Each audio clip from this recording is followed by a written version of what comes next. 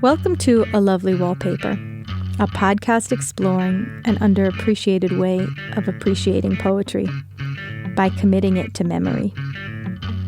To know a poem by heart means having a worry stone, a provocation, a comfort, a quick exit, always close at hand. Lose yourself in a poem, gain a world with its mastery. The art of losing isn't hard to master. So many things seem filled with the intent to be lost, that a loss is no disaster. In this episode, we will work with the helpful voice of Catherine Robson on learning Elizabeth Bishop's poem Casabianca. This is a poem I came upon first as a college student perusing a collected works of Bishop, and it stood out to me for its exotic title and its mysteriousness. Part of this mystique owed to my obliviousness that it quoted from a source text that would have been very well known and very often memorized in Bishop's time. So I am indebted to Robson's work for finally cluing me in on the reference to Felicia Hemans's 1826 poem of the same title, which Bishop quotes from about 100 years after Hemans's publication, as she creates a very loving and disturbing ode to the practice of children forcibly reciting poetry. Robson is a professor of English at NYU and author of Heartbeats, Everyday Life and the Memorized Poem, which is, on its face, an academic text about the history of compulsory memorization in schools, but which becomes a very wide-ranging and fascinating history of British and American public education during an era when it was changing and expanding rapidly. But one of my favorite things about the book is that it is organized around case studies of 3 of the most memorized poems in the history of forcing small children to do that sort of thing. That, plus the surprise of finding that not one of these morbid poems really seems the least bit kid-friendly to our modern ears. Welcome, Catherine. Thank you, Abby. Nice to be here. So for a topic that seems at first glance so specific, compulsory poetry recitation, your book touches on a lot of different fields. What got you started on the topic of memorization? Well, it's really nice to come at this from the angle of Felicia Hemans's poem Casabianca, because that really was the beginning. What was happening, I had written a dissertation about Victorian literature and little girls, and particularly old men who were perhaps overly interested in little girls, so Lewis Carroll, Ruskin, and so forth. And one of the themes of that book was how often the little girls ended up dead or deep in the earth of England. You might think of Alice in Wonderland falling all that way down the rabbit hole. And as I got to the sort of end of the century and the end of the project, I was thinking about boys' bodies and whether there was a similar kind of narrative in play. And one of the things in my head was that first stanza of the original Casabianca poem. The boy stood on the burning deck, whence all but he had fled. The flame that lit the battle's wreck shone round him o'er the dead. And I knew, even though I hadn't got this poem memorized, I knew that it had been massively memorized and that it was a poem about the blowing up of this small child standing on the deck of a ship during the Battle of the Nile in the Napoleonic Wars. And I was thinking, that's a really interesting example of a body that doesn't get buried properly. That whereas all my little girls seem lodged in the earth, I've got Peter Pan flying off across the skies. I've got Kim walking across India. And I have this body of a young French Corsican sailor who's blown up during this battle. And, you know, the poem goes into very visceral description of gobbets of his flesh landing sort of sizzling in the waters of the Mediterranean.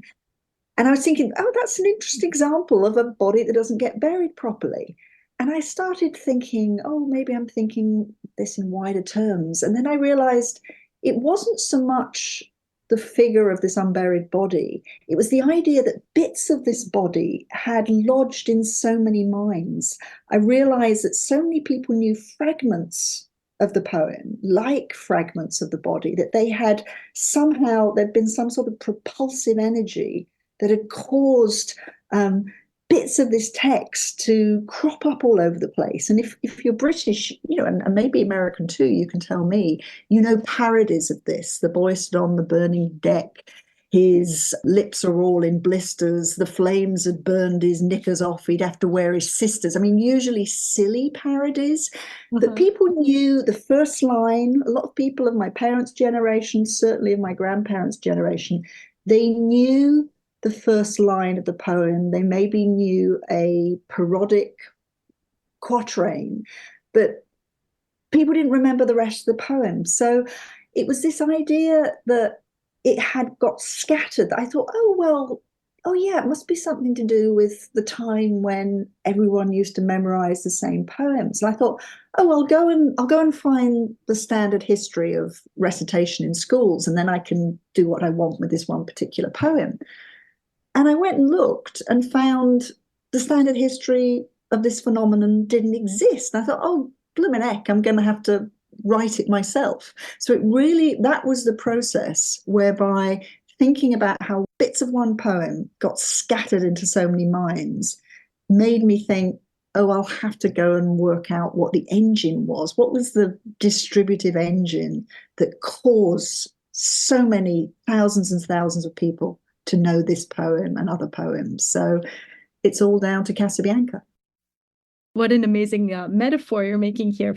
Yeah, it's gobbets. It's gobbets of humanity that have stayed with us. And we don't really, in many cases, we don't remember why it's there. And I think that's what's so lovely about the Bishop poem. I mean, it's 120 years later, but she is directly thinking about the experience of a poor child not standing on the burning deck of a ship in a sea battle in the Napoleonic Wars, but standing on a school platform and having to desperately remember the lines of that Felicia Hemans poem so that the boy doesn't get into trouble. And it was this idea of, we often have a valorized view of, wasn't it wonderful when there was a time when everybody had this common stock of poetic knowledge in their heads? But the more I thought about it, I thought, and it was Bishop that helped me think this, it must have been awful for lots of kids. They must have hated doing it. They must have been so embarrassed, so shy. Their knees were wobbling, their palms were clammy, and some of them in certain pedagogical settings were worried they were going to get beaten or punished if they didn't do it right. And what Bishop does with this bit of social history, I think, and makes such a beautiful little poem out of it. So I'm interested in the fact that it captured you even without knowing that history. Yeah, I mean, I guess I was probably reading in the context of looking at a lot of modernism at that time in my education. So the more mysterious something was, the more questions lodged in my mind, the better. So I just remember that kind of leaving an impression on me because I couldn't figure it out, but it sounded beautiful and it was very mysterious. So when I saw the Felicia Hemans poem right away, I said, "Oh, okay, that's where this is coming from." And it's a poem that is so interesting for kind of exploring what like loyalty is expected of children, what type of how children are really expected to kind of go along and perform for adults. How did it become so popular to ask kids to memorize poetry in school? How did that become a part of education for the period that you're talking about in the book? It really is a sort of byproduct of the fact that rote memorization was the default teaching method for every subject. So particularly, say, in the American setting, the recitation for a long period, certainly throughout the 19th century, has no particular connection to poetry. Recitation is what you do with every subject. And for a long period in American education, the curriculum really was whatever book kids could bring in. And the default learning method was to learn to memorize a passage from that text. It might be on, the geography of the Great Lakes. But then you would go up to the recitation bench at the front of the school, you would give it to your teacher, you'd have to repeat what you just memorized, that paragraph, and the teacher would be following it in the book.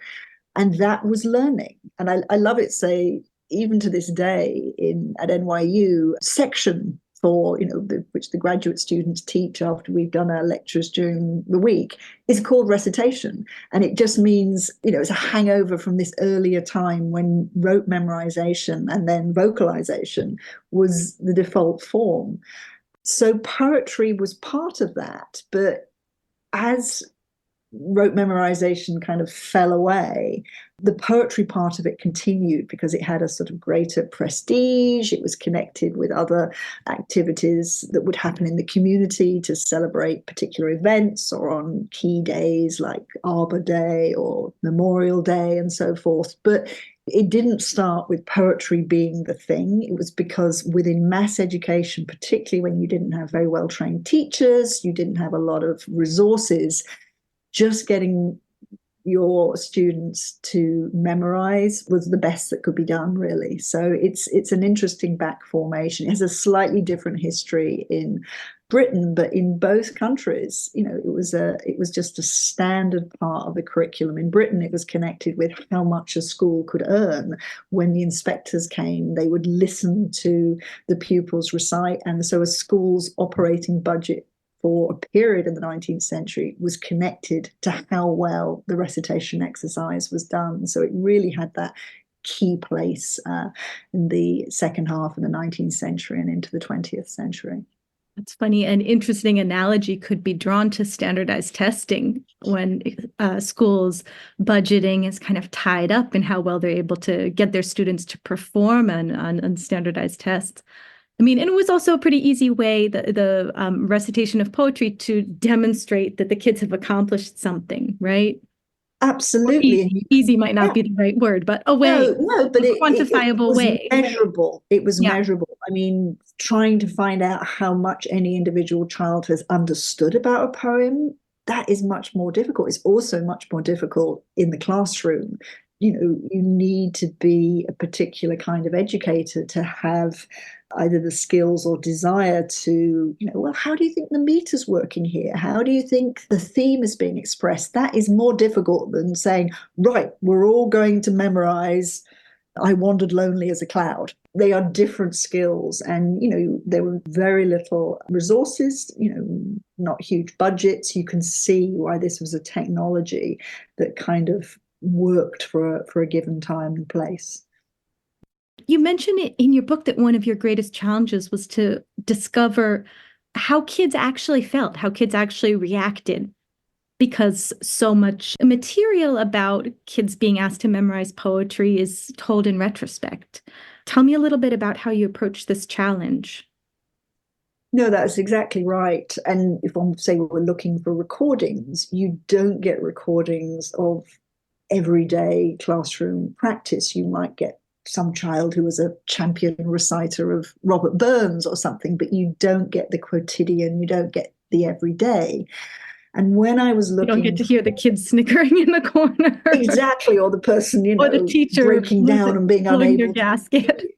What you do get, I found two sort of big areas where I could get, not exactly close, but close enough. The 19th century novel is really interested in staging scenes in which children recite.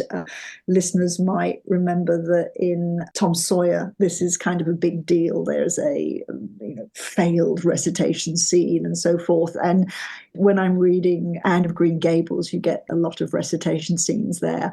You get in more adult literature, you get failed recitation and how awful it is, and the experience of, again, as I was saying, that sort of sweaty palm and doing it wrong. Thomas Mann's Buddenbrooks is a wonderful place to see a number of set pieces of failed recitation.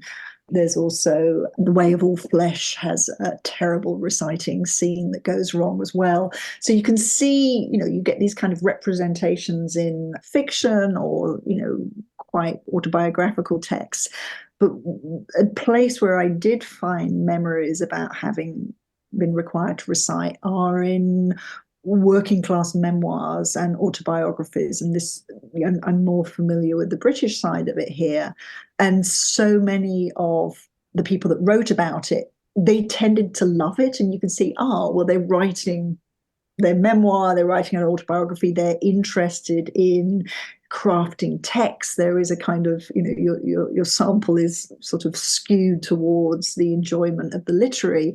And for many of them, their route, their social mobility came through success in education. Many of them are teachers, and they tend to write about how the recitation exercise was the only place where they had a kind of richness of diction, where you often get the language where they talk about, it made me feel full. It was like, beautiful, rich sounding words in my mouth. And so these tend to be very celebratory memories. But again, I kept thinking, I've only got part of the sample here. Yes, and also there's the distance of time. People are looking back. I'm sure for some kids, it was really painful. And that's why the Bishop poem is so important to me, because she throws herself into the work of imagining, of thinking about that quivering boy's body and seeing a connection between the sailor body that is eviscerated and this child of a later age who's having to reproduce. I say it's absolute blood and guts poem. The fact that this was regularly required as a memorized piece, it sort of staggers us when we think, keep young children from morbid themes. Absolutely not the case back then. So, right. Keep them interested with morbid themes, maybe, was the strategy. Well, one of the reasons I think it had this, the Felicia Hemans poem got such a central place within the recitation canon, and certainly this is on the British side of things, was that there was a desire for education for the poor to be Christian and uplifting and tell moral stories, but there were so many doctrinal fights between different sects in British education. And this is why Britain is very late in having a national education system. It's not really till 1870, when you think the Prussians are doing that in the end of the 18th century. That's really, really late. You get poetry in the schoolroom readers because it's a way of doing religion by other means, and it's not going to get different sects worried that they're teaching that more in a Catholic way or more in a Methodist way, and so a poem like Casabianca, it's absolutely a Christ on the cross poem in a different mode, and it's being faithful to the Father but still sort of saying, my Father, may I go? It's, my Lord, have thou forsaken me. It is a Christ by other means poem, and so I think that's one of the reasons why it is so central in the British canon. That's funny. I mean, I was just thinking last night as I was looking back over the whole book, at the very beginning in your introduction, you invoke George Steiner's critic reader, where you talk about his thought that the critic has a very secular role as a reader, but the reader, or the memorizer, to extend it a little bit, has a very religious role. So that is interesting to think about these poems being memorized almost as secular prayers within the school system. Yeah, no, I think that's, I found that Steiner piece one of the few really sort of thoughtful, theoretical engagements I found with this topic. And the idea that literary criticism and what we do in English lit departments is kind of at an angle to the work, that you are, what we do, we quote, we take a part out and we analyze. And there is a sort of ironic relation between the critic and the text that he or she is discussing. Whereas, as you say, the reader is akin to a kind of religious relation. And of course, being able to memorize the Quran, people who have large swathes of the Bible memorized, you aren't criticizing it. You are worshipping it in a way. You are internalizing it. And the distance quite literally disappears. Yeah, yes, yeah. And to me, that's a really interesting question. What does it mean to have the voice of another inside your head? And I'm sure if listeners are encourage through your podcast to memorize. It's a very, in one of the other sections of the book, and when I think a lot about Henley's poem Invictus and Kipling's poem If, and how one is an I poem and one is a you poem. Who is the I? Who is the you? One of the things that helped me think about this was thinking of the Mobius strip, where there is the twist, where you can't tell where one thing ends and the other begins. And if you are reciting Henley's poem Invictus, I am the master of my fate, I am the captain of my soul, who is the I? Is it Henley's I or is it your I? And I think there is something akin to a kind of religious merging that goes on there that certainly is not part of what literary criticism historically has done, certainly since T.S. Eliot onwards. We imagine ourselves at a critical angle. And that's certainly not how many poets in the 19th century were thinking. They weren't at an angle to society. They felt they were speaking for society. And that's a sense of poetry that we have sort of lost. And we tend to think poems that don't have a critical relation to the world that they're talking about as being somehow sappy or soppy. And I think that's one of the reasons so much Victorian poetry is denigrated. It doesn't have ironic distance on the subject that it's talking about. I love that discussion of Invictus in the afterword. It was so interesting to see all of the different ways it kind of appeared in its afterlife, from Timothy McVeigh's final statement to advertisements for gun manufacturers to a film with Ronald Reagan in it. I mean, people might know King's Row and the Ronald Reagan lying in bed when the characters had his legs amputated, and he starts, asks for a recitation of this poem, and then again, people may know the Clint Eastwood film about Nelson Mandela and how apparently Invictus was an important poem for him when he was in prison for all those years in Robben Island.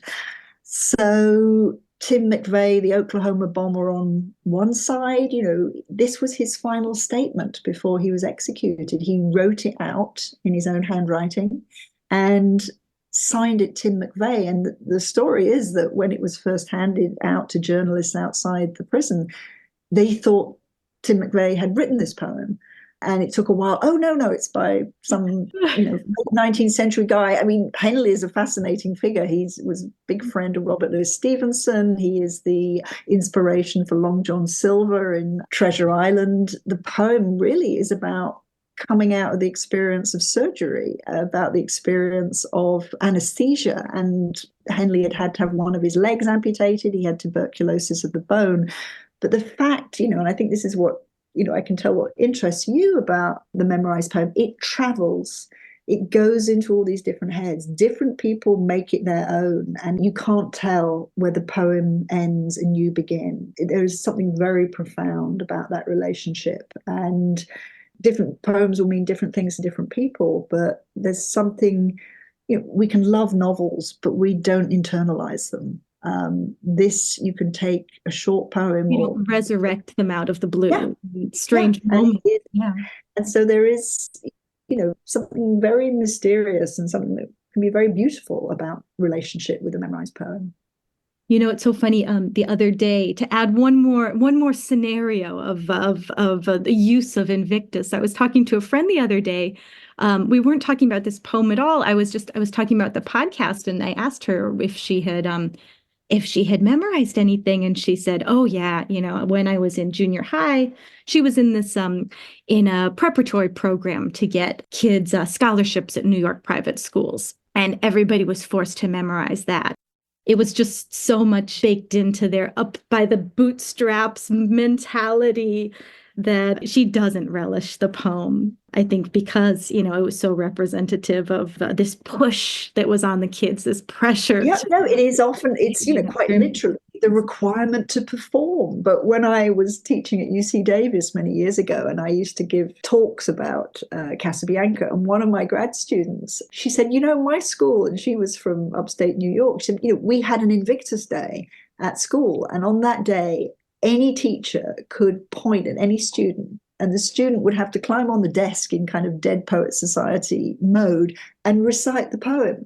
And so this was a sort of gift to me. So whenever I gave a talk, I would make sure Kerry was there. And I'd go, Kerry, Invictus. She would climb up on her chair and recite the poem. And I got her to write to her high school English teacher and say, in the wake of the Oklahoma bombing and Tim McVeigh's leaving of this as his final statement, do you have any different feelings? And the teacher said, absolutely, we're not letting that guy kill our tradition. So as far as I know, they're still doing it. They still have Invictus Day. So that's so funny. So anyways, adds a scholarship poem to, or scholarship kid poem to the list of different kind of forms Invictus takes on.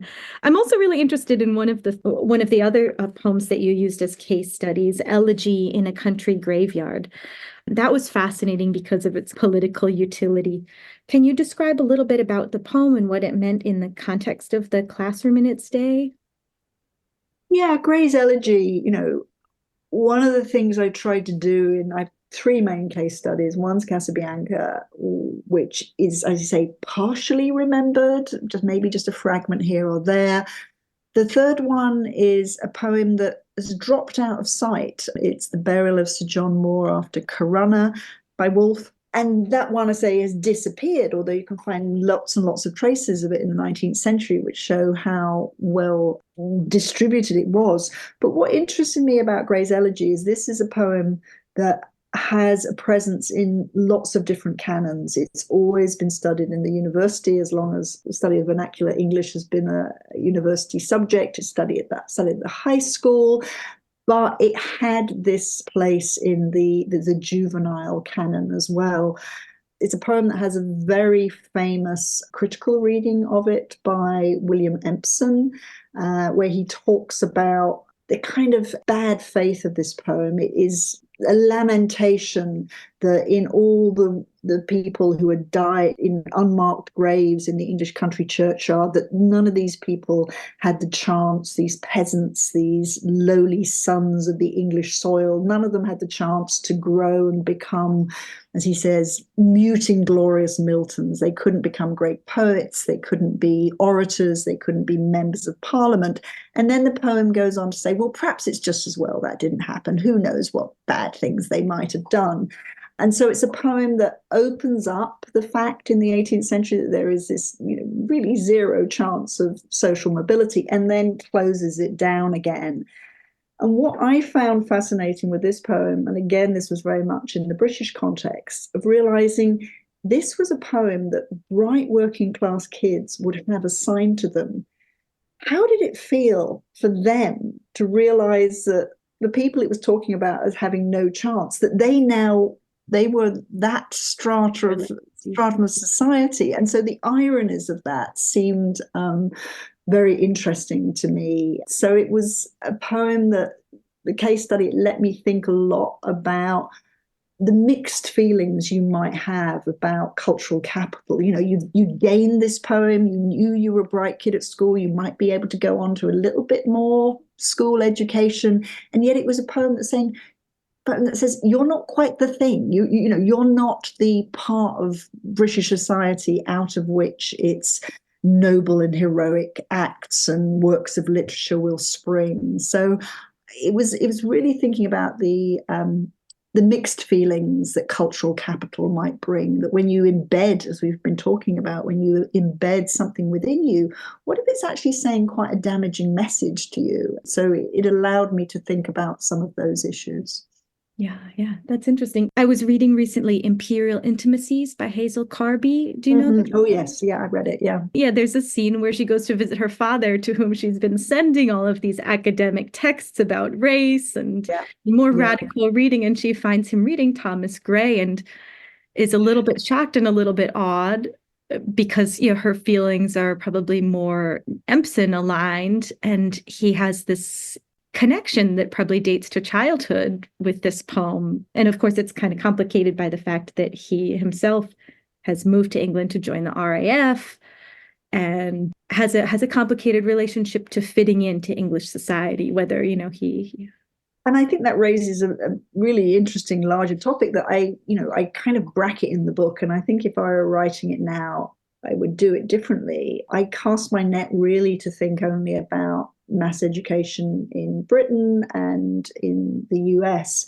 But of course, this was part of Britain's imperial spread over the world. And one of the things that you will find in many writings, whether they're fiction or poetry or autobiographies from the West Indies, you will have so many wonderful writers saying, I had to memorize this poem about daffodils. I'd never seen a daffodil in my life. What did that mean? That this part of the dominant culture of Britain is sent out and then put into the minds of all these little kids, whether they want it or not. And so, again, the question, I was talking about it in relation to class, but I think the questions in relation to race that it gives rise to are just and arguably of more interest.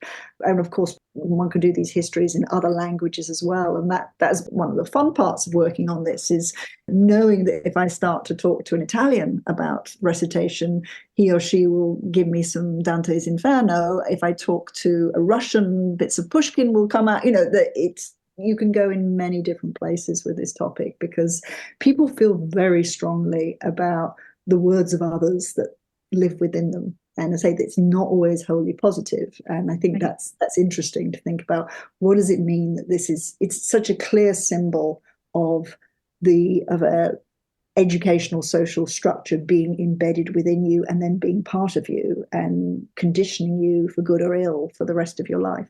Right, right. If there's something a little bit authoritarian about having a kid memorize a poem, then that compounded with a colonial school system, really, it's fascinating. One of the things that really keeps your book so dynamic is a refusal to either idealize memorizing poetry as, back in the day when everybody had beautiful words running through their head, or to dismiss the roteness of the act, to dismiss it as poor pedagogy. Step away from your neutrality here for a second. Do you know some poems by heart, and do you use them? Here's the truth. I'm a huge quoter, and I can give you a couple of lines here and there. And I find, I love in my teaching to bring in, here's a little bit of Shelley, here's a bit of Keats, here's, some Blake. But I historically have not been a good reciter. I can give you 12 lines of Thomas Hardy. I look into my glass and view my wasting skin. It's Valentine's Day. It's a lovely poem about being old and yet still feeling the beatings of the heart. I did force myself to memorize Invictus because I really thought I ought to be able to do that one. I can do the Owl and the Pussycat. Point at you on Invictus Day. Better be prepared. But it was, I was fascinated. My kids were in elementary school in Northern California when I was writing this. And, one of them had a first grade teacher who she was mad keen for recitation. And so my son, Tom, can do Robert Burns' My Love is Like a Red, Red Rose. His twin had another first grade teacher, and she didn't like it. She thought it was authoritarian. So they wrote their own poems. So that to me was a nice sort of example of it really depends upon the individual instructor. And so the whole education I had, I was first generation comprehensive school, which was a particularly it was trying to get rid of the class structure of long bedeviled and still bedevils British education. There's no way we were ever going to be asked to memorize. So any memorization that has happened, I've done for myself at a later stage. Right. That's interesting. When I asked you to use them, I know you took it to mean just recitation, but I'm wondering, do you have things that come back into your head just in private moments too? I would say the Thomas Hardy is, I think, my favorite writer. I love writers who write in different genres. So the smile on your face that he was the deadest thing alive enough to have strength to die. Oh, that's a tough one. But do you know I look into my glass? Shall I give you that? Oh, I would love that. I'd love that. I look into my glass and view my wasting skin and say, would God it came to pass, my heart had shrunk as thin. For then I, undistressed by hearts grown cold, could lonely wait my endless rest with equanimity. but time to make me grieve. Part steals, let part abide, and shakes this fragile frame at eve with throbbings of noontide. He's so brilliantly miserable, and I love it. I don't know if the Alan Bennett's The History Boys is an important play or film for you, but there's an amazing scene in that where there is a recitation scene and a student recites Drummer Hodge about the burial of a West Country recruit during the Boer War. And that's, again, a poem that means a great deal to me. That's your third case study in this but book. in the discussion, yeah, it's just amazing. But in the conversation that the teacher and the student have after this recitation, the teacher points out how Hardy loves unforms, uncoffined. I like it in the poem that I just recite: undistressed by hearts grown cold for me, unkissed, unvisited. Hardy is really interested in the sort of the emotions of negation. And so I love it that that poem has undistressed in there. And Darkling Thrush, if you know that poem, and it ends with the word unaware. And yeah, Hardy does it for me. I think he's fantastic. Right, right. All right. Well, thank you so much. This was a wonderful conversation, and I was so glad to hear a little bit more about your book and about your thoughts on memorization. Would you go ahead and read for me now? Let me go forward now with Elizabeth Bishop and Casabianca. Love's the boy stood on the burning deck, trying to recite. The boy stood on the burning deck. Love's the sun stood stammering elocution while the poor ship in flames went down. Love's the obstinate boy, the ship, even the swimming sailors, who would like a schoolroom platform too, or an excuse to stay on deck. And love's the burning boy. Thank you, Catherine. I am so glad to have spent some time teasing out the ambivalence and intense emotional charge that can surround text, which inhabits so many people's memory. And listeners, I hope that learning a poem which compares stammering through a memorized poem to going down with a burning ship is just your strange idea of a good time. So today, I propose Casabianca by Elizabeth Bishop for you to learn and keep. Whether you are walking or folding laundry or commuting or waiting around for something, I hope that you are installed, a quiet moment at hand, to listen, repeat, and naturalize these words. At only 10 lines, this poem is quite short, but because of an irregular meter and some unusual enjambments, it might be a bit harder than, say, the 20-line Blake poem of our last episode. Or not, we'll see. It's an experiment. Rather than going line by line, let's begin with a sentence, which takes up the first 2.5 lines. You should hear the line breaks in Catherine's reading, but if not, the poem's text is posted in the episode description. Here goes. Love's the boy stood on the burning deck, trying to recite. The boy stood on the burning deck.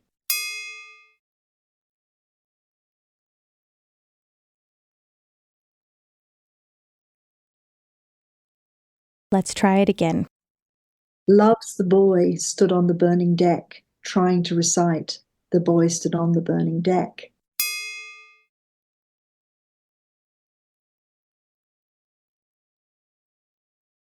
Now we'll add the rest of the stanza.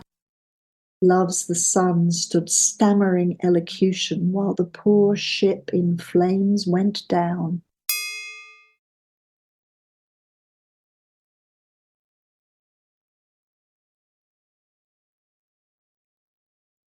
Oof, stood stammering elocution is a tongue twister for sure, and a great moment for conveying the feel of a child faltering in the face of pressure. Let's put that stanza together. Love's the boy stood on the burning deck, trying to recite.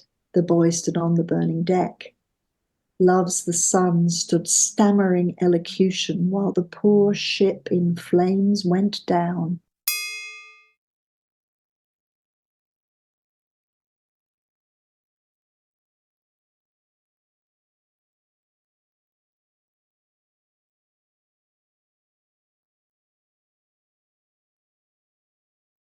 Let's try it again because it's so stammery and difficult.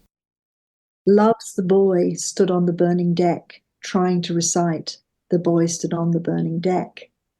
Love's the sun stood stammering elocution while the poor ship in flames went down.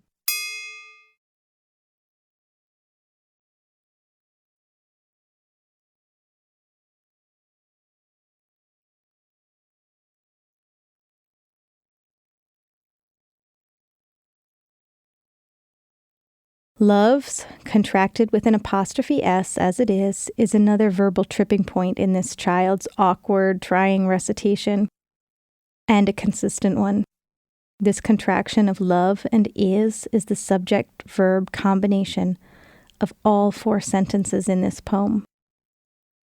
These contracted words work to make the poem feel so intimate, as though the speaker, if not the teacher or the class, feels the real weight of the child's effort to please.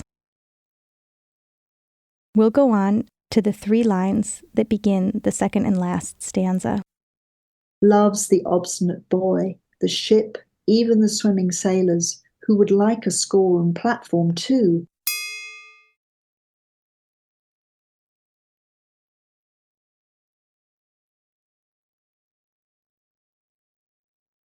It's so funny and sad for the schoolroom platform, this site of anxiety, to become a saving grace and proving ground for all that is going awry. Let's do it again. Love's the obstinate boy, the ship, even the swimming sailors, who would like a schoolroom platform too.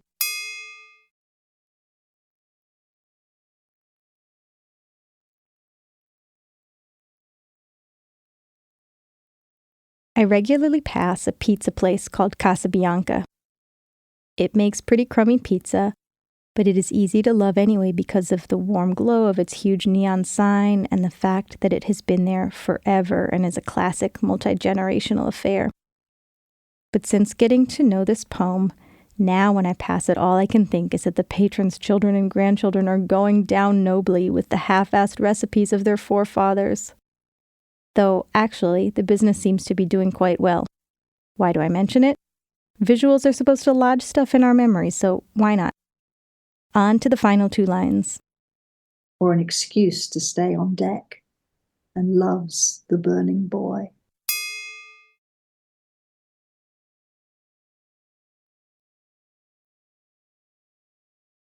Again. Or an excuse to stay on deck, and love's the burning boy.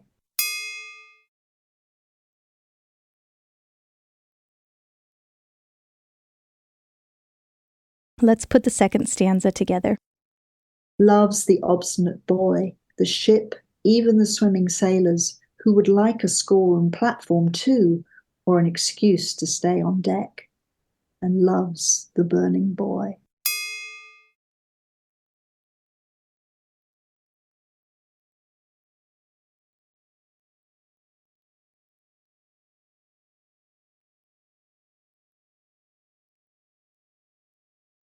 Thank goodness Bishop did not stay true to the Hemans poem here. Love's the exploding boy would have sounded awful. I joke, but really it is so beautiful how Bishop develops the theme of a child's determination to prove their worth and puts it on a scale where the child is just melting down a bit rather than self-immolating. And the love becomes somehow much more heartbreaking. I think that's because of the way she swaps out Hemans' pint-sized hubris and replaces it with a very genuine pathos. Now that we've reached the end of this short poem, let's try the whole thing together. Love's the boy stood on the burning deck, trying to recite. The boy stood on the burning deck. Love's the sun stood stammering elocution while the poor ship in flames went down. Love's the obstinate boy, the ship, even the swimming sailors, who would like a schoolroom platform too, or an excuse to stay on deck, and love's the burning boy.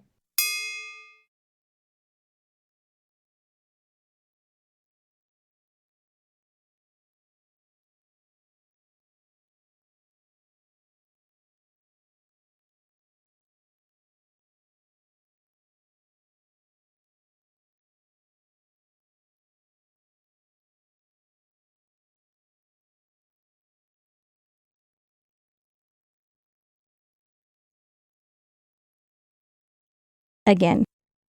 Love's the boy stood on the burning deck, trying to recite. The boy stood on the burning deck. Love's the sun stood stammering elocution while the poor ship in flames went down.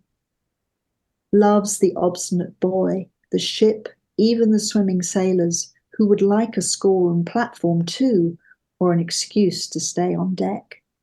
And love's the burning boy.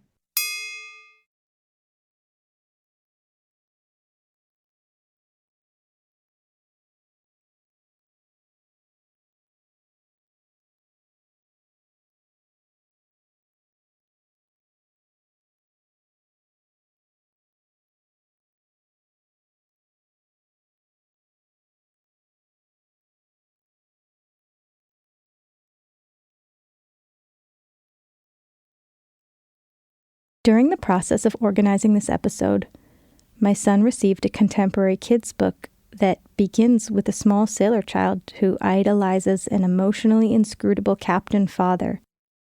And then the ship starts to burn. The ship evacuates.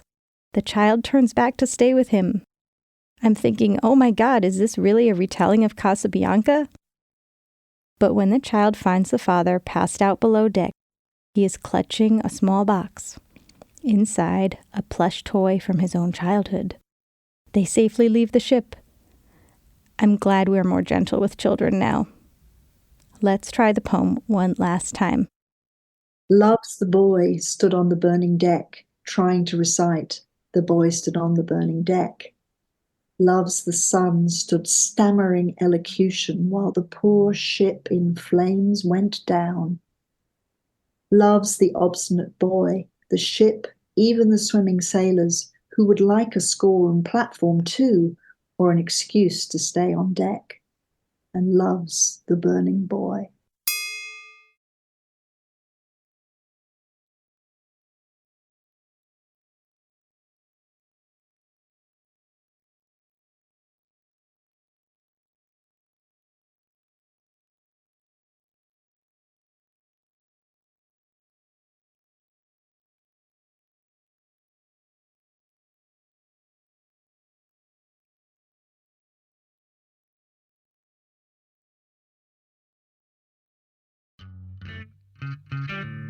And that was our poem. I hope it unfolded for you in a way which made you glad to make it your own. And I hope you can hold on to it. Review it on paper or let it live more like a song in your memory. Thank you to Susie Boyd for lending me this podcast's title, to GW Sock and the X for use of their song, The Art of Losing, which borrows the words of Elizabeth Bishop. And thank you to my sound engineer, Alex.